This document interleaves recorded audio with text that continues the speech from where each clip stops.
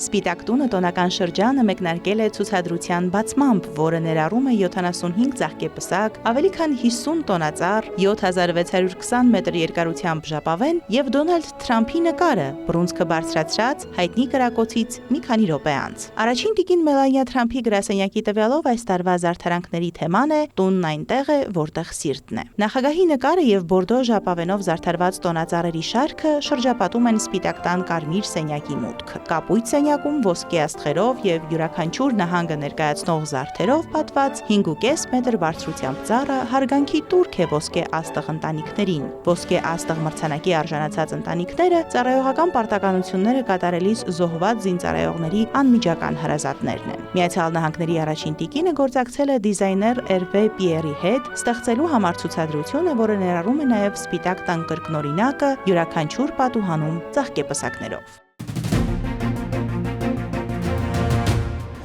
Լոնդոնի Բաթերսի էլեկտրակայանում 4-րդ տարին անընդմեջ բացվել է հայտնի տոնական սառցադաշտը։ Գլայդ անվամբ սառցադաշտը բաղկացած է 3 փոխկապակցված սահադաշտից, որոնց կենտրոնական զարդը մեծ տոնածառն է։ Մոտակայքում նաև տոնական կարուսել է գործում, որից սահադաշտի այցելուները նույնպես կարող են օգտվել։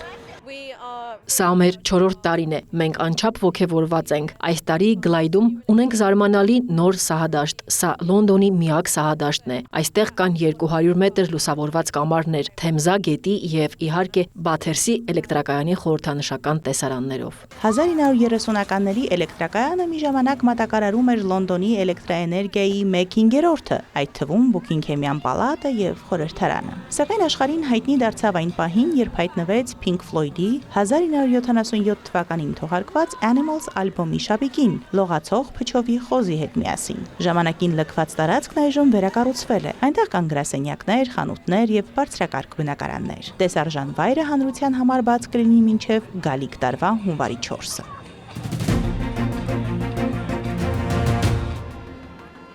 Կրակովը ցուցադրել է իր Սուրբ Ծննդյան ստեղծագործական կողմը, ներկայացնելով ձեռագործ Սուրբ Ծննդյան տեսարանների շքերթ։ Մարդիկ մասնակցել են մսուրների ավանդական մրցույթին։ Հարյուրավոր մարդիկ մասնակցել են տեղական Շոպկա ավանդույթին, որտեղ մասնակիցները ստեղծում են լեհական քաղաքի պատմական շենքերի մոդելներ, որոնք ծառայում են որպես ֆոն մանուկ Հիսուսի ծննդյան տեսարանի համար։ Մոդելները, որոնցից շատերը պատրաստված են անագե, փայլաթիթեղից եւ պիցայի տուփերից, շատ բազմազան են։ Այստեղ կարելի է տեսնել եւ երեխաների պատրաստած սիրողական մանկական տեսարաններ եւ բարդ արվեստի գործեր, որոնք պատրաստել են երկար տարիներ այդ աշխատանքով զբաղվող իրենց գործի իսկական վարպետները։ Այս տարի լրանում է մրցույթի 83-ամյակը։ Սուրբ Ծննդյան տեսարանների նկարիչ Անջեյ Կոչեկն ասել է, որ այս մասնակցության համար նախապատրաստվել են 10 ամիս եւ արդեն անհամբեր սպասում է հաջորդ Սուրբ Ծննդյանը։ Սուրբ Ծննդյան տեսարանների մասնագետ Մարեկ Մարկովսկին ասել է, որ գաղափարն ամբողջությամբ կախված է նկարչից, բայց պետք է ներառի քաղաքը։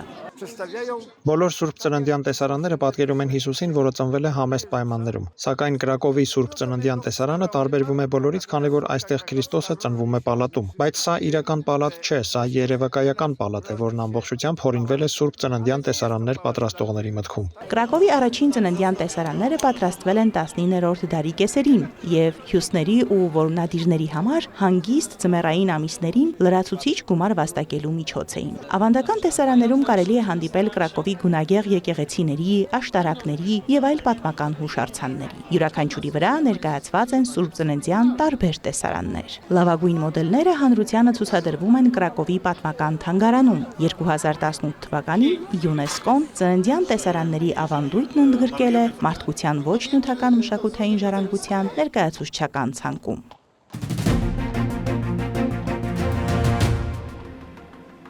Վարշավայից ոչ հեռու գտնվող մի փոքրիկ գյուղաքաղաքում Յուզեֆուֆում ապակու կտորները վերածվում են շլացուցիչ տոնական զարդարանքների։ Այստեղ Սիլվերադո կոչվող ընտանեկան գործարանում պահպանվում է բերանով փչելու միջոցով Սուրբ Ծննդյան զարդեր պատրաստելու ավանդույթը։ Այն ինչ խոսք գրավում է գնորդներին ամբողջ աշխարհից եւ տարածում տոնական տրամադրություն։ Լեհաստանը դարձել է ավանդական ոճերի վրա հիմնված եւ ավանդական մեթոդներով տոնական զարդարանքների համաշխարհային շուկայում հիմնական խաղացողներից մեկը։ Սիլվերադոն սահմանել են նախանձելի նշաձող, միջազգային ճանաչում ձեռք բերելով իր ձեռագործ տոնածառի խաղալիքների համար, որոնցից մի քանիսը նույնիսկ զարդարել են Սպիտակ տան եղևնին։ Հիմնադրված լինելով գրեթե 3 տասնամյակ առաջ, Սիլվերադոն իր հեղինակությունը ստեղծել է բացառիկ որակի եւ արվեստի հիման վրա եւ արտադրում է ամեն ինչ՝ փայլուն զարդանախշերից մինչեւ բարդ արձանիկներ։ Իսկապես պետք է դա անեք կրքով, ձեր սիրտը դնեք ապակու մեջ։ Եթե ձեր սիրտը դնեք ապակու մեջ, ապակին ձեզ կվերադարձնի այն,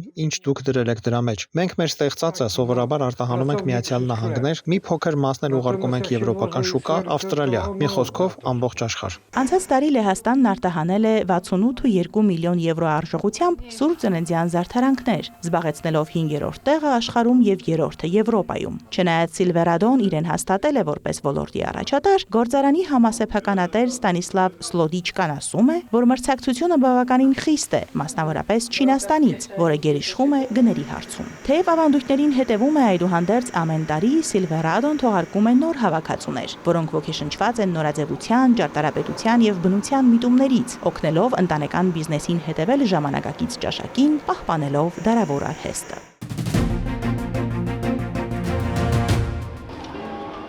Շրջագայեք Դանիայի մայրաքաղաք Կոպենհագենով, որտեղ քաղաքի գլխավոր տեսարժան վայրերի եւ նրա խորհրդանշական Տիվոլի զվարճանքի այգու տոնական լուսավորությունն ուրախություն է պարգևում ձմեռային խավարի մեջ։ Նիհավնի երկայնքով, որը զբոսաշրջիկների մոտ հայտնի է իր ջրային ուղու երկայնքով շարված գունագեղ տներով, այցելուները զբոսնում են Սուրբ Ծննդյան լույսերի տակ եւ վայելում տոնական քաղցրավենիքը, գինին, որը ձեռք են բերում վաճառքի տաղավարներից։ Մոտակա հյուրանոցը զարդարված է իր ամենամյա Սուրբ Ծննդյան լուսավորության ցուցադրությամբ։ Հյուրանոցի ճակատային մասն ասես ծաղկում է, իսկ այդ ժամանակ անցորդները կանգ են առնում լույսերը նկարելու համար։ Տիվոլի զվարճանքի այգին վերածվել է ձմեռային հրաշքների աշխարհի, տոնական լույսերով, Սուրբ Ծննդյան եղևնիներով եւ ծոնավաճառի տաղավարներով, որոնք ողջունում են այցելուներին։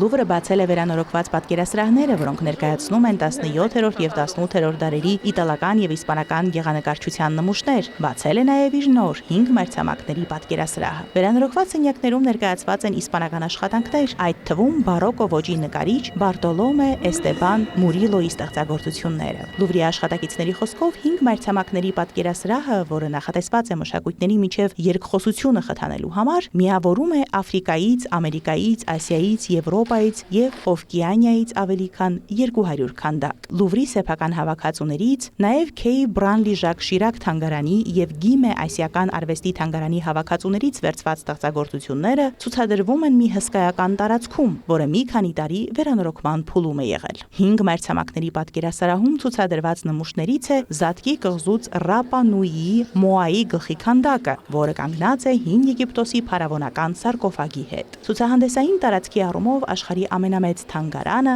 Լուվրը զարդերի հայտնի գողությունից հետո քննադատության է ենթարկվել անվտանգության թույլ միջոցառումների համար։ Գողերը տարել են Նապոլեոնյան դարաշրջանի թանկարժեք իրեր։ Վերջերս Լուվրը փակել է որոշ սրահներ։ Մարոտ Հարվերդյան, Այլ լուրեր։